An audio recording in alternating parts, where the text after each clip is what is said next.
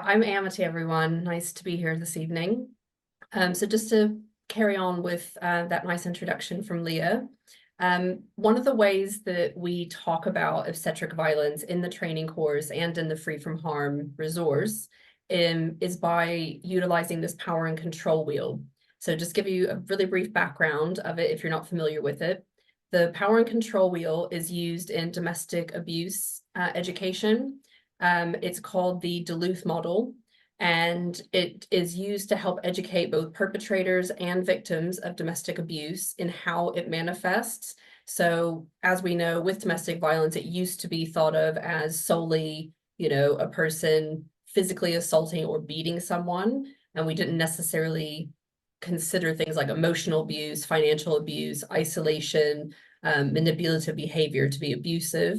But we know that now we are more recognizing that domestic abuse can be any of those things, and that at the center of it is power and control. So again, like we'll talk about in a moment about obstetric violence, it's not necessarily about a person intentionally setting out to harm someone, but because of either an uneven power structure between them or in their relationship, or for a variety of other factors, if there's an element of power and control over another person in that interaction or relationship, it's more likely to be unequal and for there to be an abuse of that power.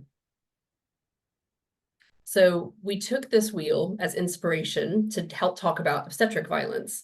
And again, broadening out from that definition that Leah just talked about, where it was first used to talk about just a few really specific instances, we're now beginning to understand from people's stories and just from more research and education around obstetric violence that just like domestic violence victims, that people who experience obstetric violence also have long-term emotional impacts, that they can have PTSD from it. It's creating a lot of birth trauma. So we wanted to utilize this wheel to help to contextualize how we talk about obstetric violence.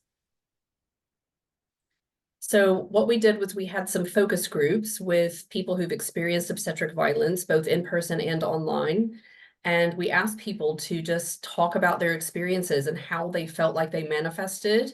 And these were the categories that we came up with at the end of those, talking to all these people, was that it's not only the physical elements, like, for example, being forced to birth on your back or to be in a certain position or to withhold food, drink, or medication, or to do any unnecessary interventions, but also emotional. So isolating you from your partner or baby, undermining your autonomy, making you afraid to ask for help, also using an emotional manipulation to try to influence your choices without the information to go behind it to make that informed consent. These are all forms of abuse, and they are, again, centered around power and control.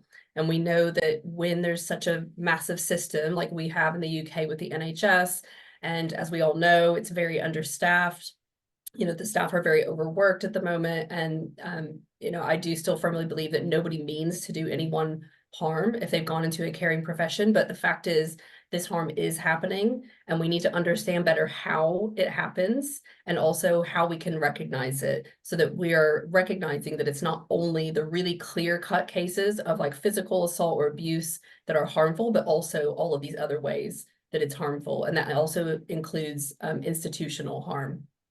And also want to be really clear that when we say obstetric violence, we're not talking about solely obstetricians. It can be anyone, regardless of their sex, gender, profession, or whether they intended to do harm.